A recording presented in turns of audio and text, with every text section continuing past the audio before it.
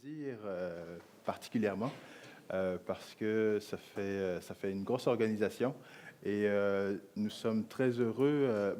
Je m'excuse, je vais commencer par me présenter. Alors, je suis Quentin Kaila, analyste TI chez Cofomo Québec.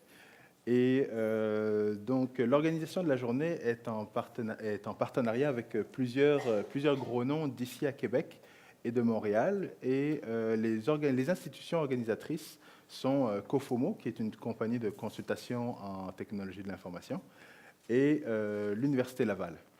Alors, malheureusement, M. Selmelouli, qui est responsable du département de SEO à l'Université Laval, n'a pas pu être présent pour donner un premier petit discours. Mais je vais vous raconter comment l'organisation de cette journée a commencé. Donc, j'ai commencé à faire des présentations sur la technologie blockchain et j'ai envoyé plusieurs courriels à des professeurs de l'université pour les introduire à la technologie, puis développer une particularité académique.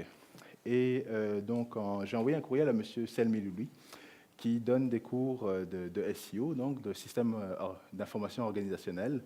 Et lorsqu'on s'est rencontrés, la chimie a directement cliqué. Fait qu'il me mentionnait également qu'à plusieurs reprises, les étudiants voulaient avoir de l'information sur cette technologie, voulaient comprendre cette technologie dans le domaine de la finance, dans le domaine de l'immobilier, dans différents domaines d'affaires en administration.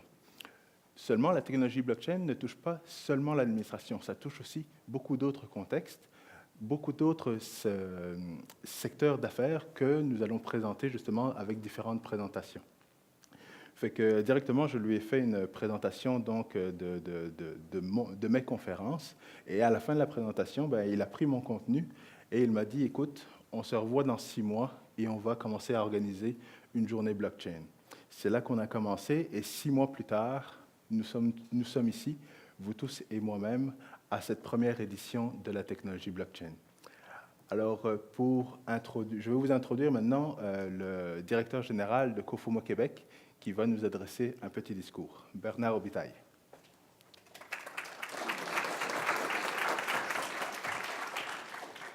Merci, Quentin. Bonjour tout le monde, vous allez bien? Pour les étudiants qui sont là, bravo. Quand j'étais étudiant, je ne suis pas sûr qu'en semaine de relâche, je serais venu assister à une conférence à 8h30 du matin. Vous êtes sûrement les plus allumés parmi les gens qui étudient à l'Université Laval. Donc, on est très content que vous soyez là.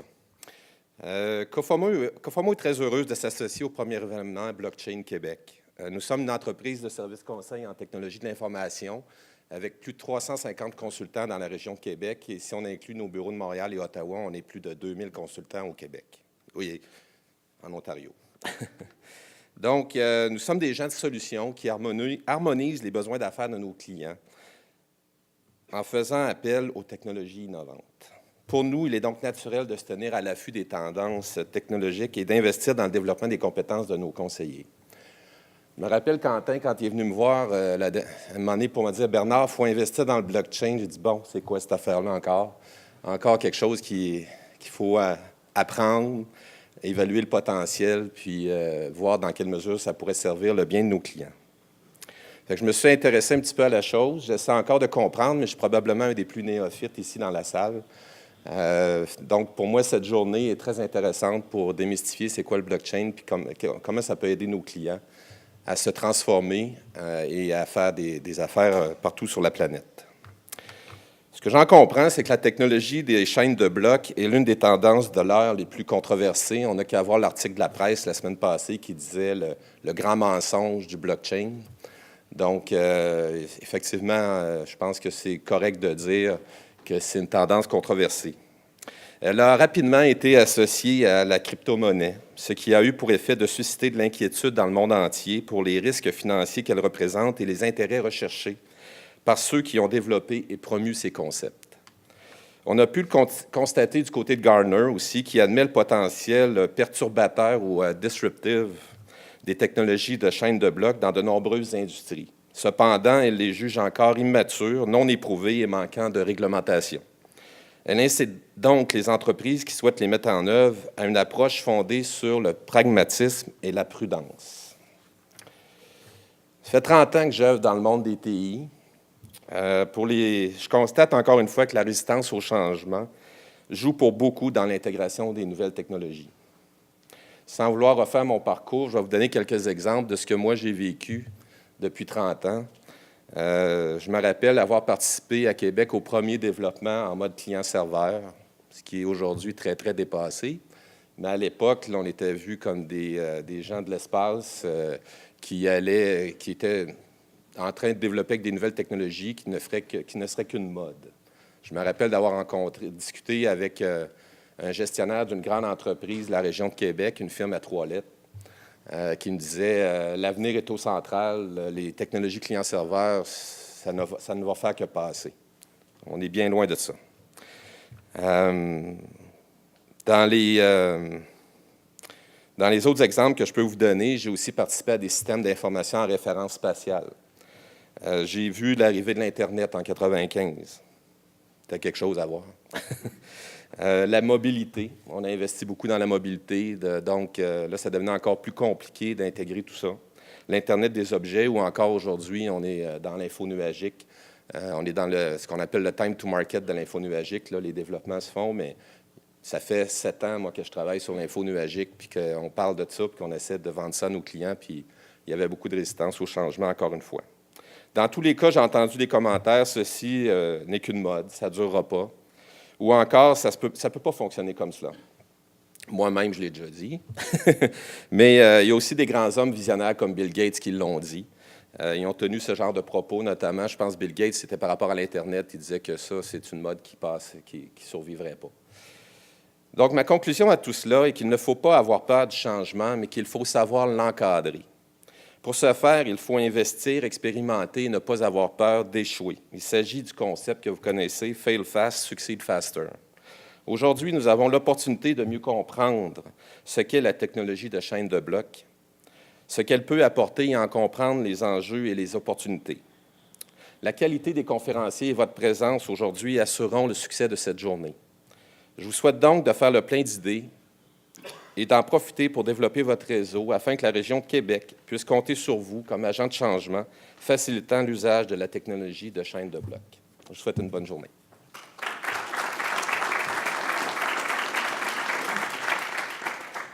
Alors, merci beaucoup, Bernard. Alors, au niveau de l'organisation de la journée, vous l'avez vu probablement, et en arrière de vos cocartes, il y a le programme de la journée. Alors, je vais faire une brève introduction sur la technologie blockchain pour introduire le sujet, dans le fond. Et puis, par la suite, vous allez avoir le choix de 2 conférences. Une première conférence sur la propriété intellectuelle dans cette salle et une deuxième conférence sur EVA Coop, donc la mobilité puis l'économie collaborative. Cette conférence-là va être donnée par deux jeunes étudiants qui arrivent actuellement, justement, et elle va avoir lieu dans la salle Power Corporation, qui est au 3e étage. Et qu'on va avoir par la suite une pause café d'une trentaine de minutes, qui seront données dans chacune des 2 salles. Fait que il va y avoir une pause café à cette salle-ci et une autre pause café à l'autre salle. Par la suite, vous allez avoir le choix de 2 autres conférences. Une deuxième conférence légale, une deuxième conférence sur donc la chaîne de blocs et la mutation dans l'univers professionnel, qui va être donnée par Charlène Bouchard à cette salle-ci. Et une autre conférence sur l'Internet des objets et la blockchain qui sera donnée à l'étage, au 3e étage, à la salle Power Corporation. À 11h, on revient ici pour un panel qui sera donné par plusieurs experts. On va poser des questions, avoir différents sujets de discussion, et vous allez également pouvoir poser des questions aux experts qui seront juste ici. On aura un midi-conférence sur les crypto-monnaies, un sujet qui intéresse pas mal de gens. Et on a eu un changement au niveau du conférencier. Ça va être Jonathan Forté, qui est PDG de Blockchain Lab, qui va donner cette conférence donc sur l'heure du midi. Et que l'heure du midi, vous aurez également un lunch qui vous sera servi ici. Et donc, je m'excuse encore, et le midi-conférence. On reprend à 13h30 avec une présentation sur la blockchain pour les entreprises et une présentation sur la tokenisation des parts de marché. Fait qu'une conférence qui sera donnée encore une fois ici, puis une conférence à la salle Power Corporation. Par la suite, je vais donner une conférence sur la 3e génération de la technologie blockchain. Fait que je pense que vous ne le savez pas, mais vous avez vécu 2 générations de technologie blockchain jusqu'à maintenant. Alors, je vais vous expliquer le tout. Et une dernière présentation donc sur la blockchain dans le domaine de la santé, qui sera donnée par Philippe Després, qui travaille pour Pulsar, qui est une coopérative ou un organisme qui est à l'Université Laval, qui est développé à l'Université Laval, justement. Alors, restez jusqu'à la fin, parce qu'à la fin, nous aurons des prix de présence. Donc, 2 prix de présence d'une valeur de 160 $, intéressantes si jamais vous aimez la technologie. Et ça peut être des beaux cadeaux pour Noël, au cas où vous n'appréciez pas justement le cadeau. À la fin, nous aurons donc un café réseautage qui va vous permettre de justement réseauter, d'échanger avec les différentes personnes, les différents conférenciers, et ça va clôturer cette première édition. Alors, on m'a dit qu'on était en concurrence avec une conférence FinTech à Montréal. Alors, la raison de cet événement blockchain à Québec, c'est pour ne pas devoir se déplacer pour l'innovation technologique. C'est pour avoir accès ici à Québec, où nous avons une expertise, où nous avons des experts, de pouvoir vous donner, vous éduquer et vous offrir de l'information sur cette technologie. Alors, je vais vous demander d'être actifs sur les réseaux sociaux pendant les conférences, aux pauses, sur l'heure du midi, et de poster des choses sur vos différents réseaux sociaux en utilisant les hashtags. Le hashtag de la journée est JBlockchainQC pour Journée Blockchain Québec.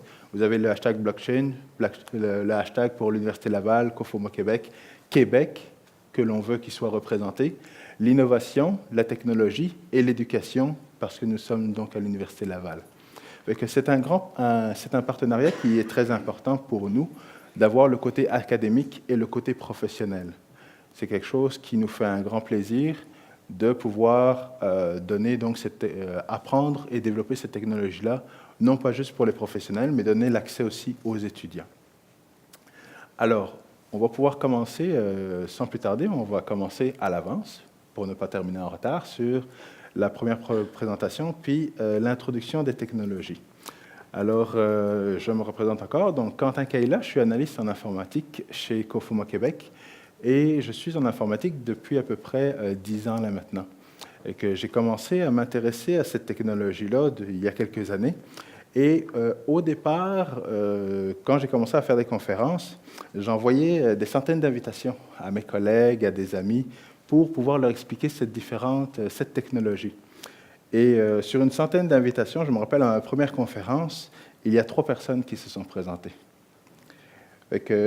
J'en ai parlé à ma mère qui est en Europe, qui est en Belgique, et elle commençait à s'inquiéter, à savoir si j'étais dans le bon domaine, si elle commençait un petit peu à se demander si ça n'avait pas un lien avec le pote ou des choses comme ça. Alors je la rassurais, je lui ai dit non, t'inquiète pas, c'est un bon domaine qui va avoir du succès. Et si ça ne vous dérange pas, je vais prendre un selfie avec vous pour pouvoir lui envoyer. Alors, tout le monde fait un beau sourire. Un selfie ici et un autre ici. Alors, comme je vous le disais, donc, je suis né puis j'ai grandi en Belgique. Et lorsque j'ai commencé à développer cette technologie-là, à vraiment vouloir m'intéresser à cette technologie-là, le fait que je connaisse 3 cultures différentes, la culture africaine, la culture nord-américaine et la culture européenne, m'a permis de voir au-delà et les possibilités que cette technologie-là pouvait apporter à un niveau local, à un niveau international et au niveau de développement de pays en voie de développement en Afrique ou en Amérique latine. Alors, cette technologie-là a vraiment des fondements qui vont révolutionner le monde dans différents secteurs, le secteur financier avec les crypto-monnaies comme on a entendu, mais d'autres secteurs également qui vont vous être présentés aujourd'hui. Alors, le problème Un des problèmes de la technologie actuellement, de l'Internet et des organisations, c'est que nous avons beaucoup d'intermédiaires qu'on appelle des intermédiaires de confiance.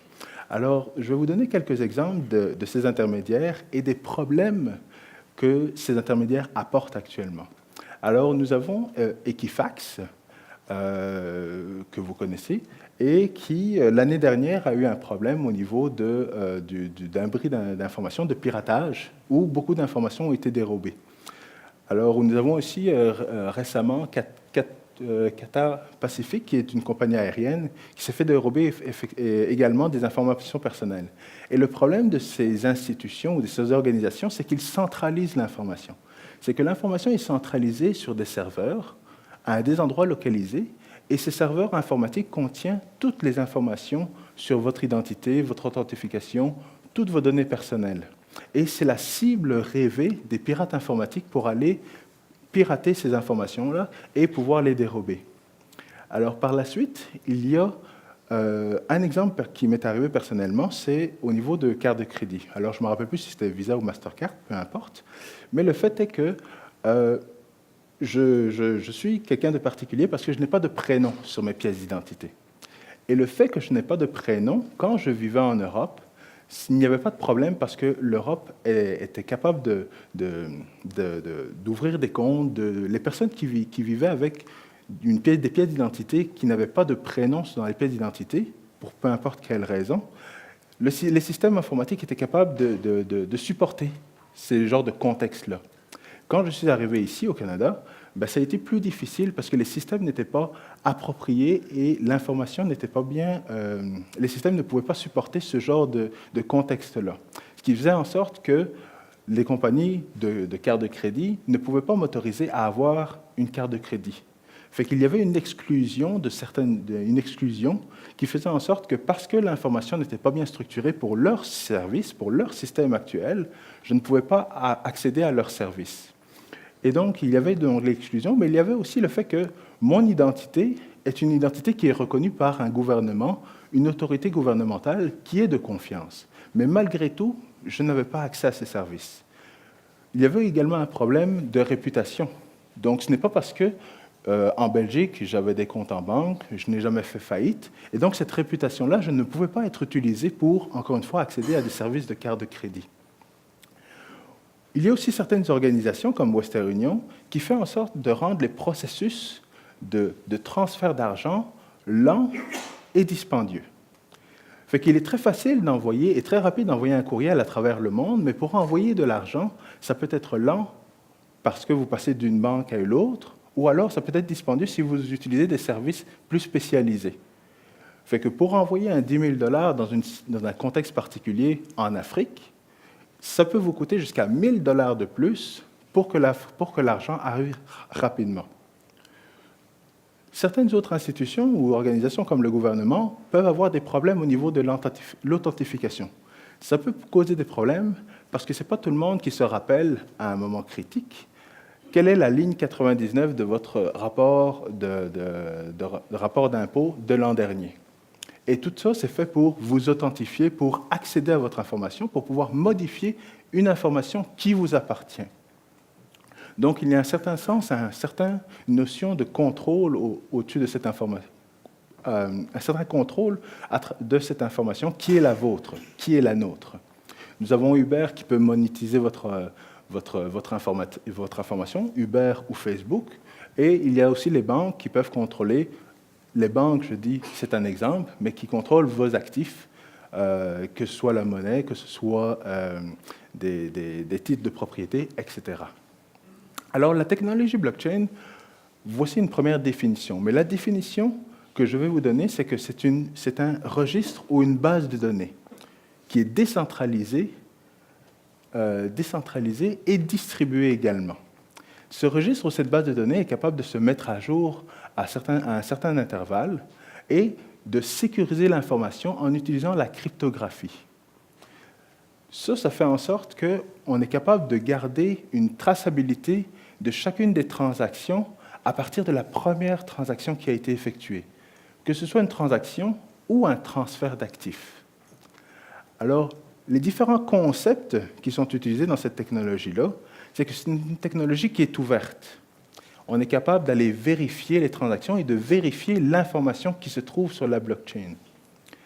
Elle permet également d'être sans frontières. Donc, il est capable de faire des transactions à travers le monde ou de garder de l'information d'une personne qui est en Afrique ou qui est dans un autre pays. Elle permet aussi d'être neutre, pas centralisée, et empêche l'exclusion. La décentralisation amène le fait que l'information n'est pas centralisée, elle est dupliquée sur différents nœuds, différents ordinateurs à travers un réseau. Ça permet d'outrepasser ces intermédiaires de confiance qui n'apportent pas de valeur ajoutée à un processus. Et c'est ça qui est important, c'est vraiment de dire que ces intermédiaires peuvent rester, mais ils doivent apporter une valeur ajoutée. Un exemple va suivre. Et donc, le dernier concept est l'immutabilité, qui est le fait que l'information qui est récoltée dans la blockchain ou dans la chaîne de blocs ne peut pas être modifiée. Donc, on peut faire 100% confiance à l'information qui est dans la blockchain. Alors, ceux qui sont assez familiers avec la technologie blockchain vont dire oui, mais il est difficile de respecter tous ces concepts-là. Et je suis d'accord. Il peut y avoir des compromis qui peuvent être faits en mettant un peu plus de l'avant le côté open source, le côté ouvert de la technologie, le côté de décentralisation, ou de faire en sorte que l'information n'est pas contrôlée par une entité en particulier, mais qu'elle est répliquée, qu'elle est dupliquée. Donc, il est possible d'avoir des compromis pour ne pas avoir... il est possible d'avoir des compromis, mais le plus important, c'est d'essayer d'atteindre tous ces concepts-là, d'atteindre tous ces objectifs-là pour s'assurer d'avoir une neutralité, pour s'assurer d'empêcher un contrôle de ces intermédiaires. Alors, je vous ai donné certains exemples qui étaient personnels et vous pouvez me dire, oui, mais tous ces cas-là ou tous ces contextes-là s'appliquent peut-être à toi. Par rapport à ça, c'est que, oui, ces contextes-là me sont arrivés à moi, mais il suffit de parler à une personne qui devient une vingtaine de personnes, qui devient une centaine, des milliers de personnes qui sont dans la même situation que toi et qui ont vécu les mêmes problèmes que toi. Fait qu'en ayant, après ça, un vaste nombre de personnes, ça devient un marché, ça devient des possibilités d'affaires, des possibilités de développer, de créer de nouvelles entreprises, de créer de nouveaux services pour ce nouveau marché-là qui est contrôlé justement par ces intermédiaires. Mais vous voulez en savoir plus sur la technologie blockchain. Alors, qu'est-ce que la technologie blockchain? La technologie blockchain, c'est une technologie qui est décentralisée. Alors, les exemples que vous avez partent d'une centralisation, un point central de contrôle et qui envoie l'information à l'extérieur. Par la suite, vous avez la décentralisation, fait que l'information est répliquée un petit peu partout, sauf que vous avez encore une fois des points de contrôle qui contiennent la majorité, qui contrôlent plus d'informations. Mais la technologie du blockchain, comme je vous l'ai spécifié, c'est une technologie qui est décentralisée et distribuée, ce qui fait en sorte que chacun des acteurs sur le réseau, qui sont des nœuds ou des ordinateurs, est capable de mettre à jour et d'envoyer l'information sur le réseau et envoyer l'information pour que les autres nœuds soient capables de se mettre à jour. Ce qui fait en sorte qu'il n'y a pas un point de contrôle, mais tous les acteurs participent et sécurisent le réseau blockchain. Une image vaut 1000 mots. Alors, la technologie blockchain, comme je le disais également, c'est un registre ou une base de données. Alors, c'est une base de données, si je prends l'exemple financier, c'est tous les ordinateurs sur le réseau vont compétitionner pour être capables de résoudre un problème informatique, un problème mathématique. Le problème mathématique est de générer un identifiant pour un nouveau bloc. Le premier ordinateur qui est capable de résoudre le problème mathématique gagne la possibilité de pouvoir valider des transactions. Valider des transactions pour s'assurer que la personne qui envoie de l'argent à une autre personne possède l'argent. C'est important qu'il n'y ait pas de copie d'argent qui soit envoyée, donc que j'envoie un 5 $ à une personne, mais que je retiens l'original. Donc pour ça, les ordinateurs vont valider une couple de transactions, vont mettre ça dans un bloc, vont sécuriser le bloc par cryptographie Et le bloc qu'ils sont en train de sécuriser contient l'identifiant du bloc précédent. C'est ce qui fait en sorte que le bloc est après ça envoyé sur le réseau et le nouveau bloc créé est lié au bloc précédent. Fait que, le nouveau bloc qui est envoyé à ce moment-là est envoyé aux différents nœuds et les autres nœuds ne prennent pas juste l'information pour l'ajouter et mettre à jour leur base de données. Ils vérifient également que les transactions sont mises à jour pour s'assurer que tout le monde est d'accord sur les transactions sur le nouveau bloc qui est généré et qui est envoyé dans la chaîne de blocs. Un autre concept sont les contrats intelligents. Alors, les contrats intelligents, c'est tout simplement des termes et des conditions qui sont informatisés, qui sont programmés pour pouvoir ajuster des transactions. Fait qu'il est possible d'avoir différents termes et conditions et on a une information qui entre, une fois que l'information arrive dans la blockchain, dans le contrat intelligent, elle est validée. Si elle respecte certaines conditions, on a un output. Si elle ne respecte pas certaines conditions, bien, on n'a pas justement la sortie qui est demandée. Alors, vous vous dites que, bon, OK, on a la blockchain, on a des transactions, mais est-ce qu'on peut avoir un exemple concret de cette plus-value, de la plus-value d'utiliser la blockchain et d'utiliser des contrats intelligents? Alors, vous êtes peut-être tous familiers avec le processus d'acheter une maison. Et dernièrement, j'ai un ami qui a acheté une maison et il me disait, il y a vraiment juste trop d'acteurs dans le processus d'acheter une maison. Il y a la banque, l'agent d'immeuble, le notaire, et toutes ces personnes-là ne se parlent pas entre elles. Elles ont toute l'information centralisée juste pour elles. Alors, pour faciliter ce processus d'achat de maison, on pourrait utiliser des contrats intelligents. Le contrat intelligent qui serait le processus d'acheter une maison. Tout ça serait programmable et automatisé. À ce moment-là, quand on veut acheter une maison, on commence par aller voir la banque. La banque qui décide d'un montant qui peut être prêté à l'acheteur et le vendeur. On envoie ça dans le contrat intelligent pour valider si la première étape est respectée. Si la première étape est respectée, on peut passer à l'autre étape. Le contrat intelligent va envoyer l'information sur la blockchain qui est accessible à toutes les personnes, tous les intermédiaires qui doivent accéder à cette information. À ce moment-là, tout le monde est au même niveau. Donc, je peux aller voir un agent d'immeuble, je peux aller voir le propriétaire, le vendeur, et prendre l'entente. Je peux avoir un inspecteur qui va inspecter ma maison. Et toutes ces étapes-là sont dans le contrat intelligent et on passe tout simplement chacune des étapes pour arriver à la fin, à la signature devant le notaire. Et une fois qu'on arrive à cette signature-là, eh bien, tout le monde est encore au même niveau. La banque sait que vous avez prêté. La banque peut avoir l'information sur la personne de qui vous achetez la maison. Le notaire, à ce moment-là, sait que vous êtes passé par les différents intermédiaires, les différentes étapes, d'avoir acheté, d'avoir eu un prêt, d'avoir eu une assurance pour votre maison. Et on arrive à faciliter et aller beaucoup plus vite dans le processus d'acheter une maison, encore une fois, pour avoir une transparence au niveau de l'information, au niveau du processus. Fait que ça, c'est un exemple de ce qui peut être fait par rapport avec la chaîne de blocs et les contrats intelligents. Alors, pour cette première édition, vous avez les différents sujets qui vont être abordés. Alors, il y a autant des sujets au niveau du contexte légal, du contexte de l'économie de partage, de l'Internet des objets, etc., etc. Mais la technologie blockchain, il y a encore plus de recherche, plus de domaines, plus de secteurs qui peuvent être exploités, qui demandent de la recherche, qui demandent du développement, qui demandent à voir les possibilités de pouvoir utiliser cette technologie. Et si mes calculs sont bons, on peut avoir une deuxième et une troisième édition de cette journée blockchain avec différents sujets. On peut même aller à une quatrième et une cinquième édition, voire même une sixième et une septième. Et ça, c'est juste les différents contextes dans lesquels on peut utiliser cette technologie blockchain-là.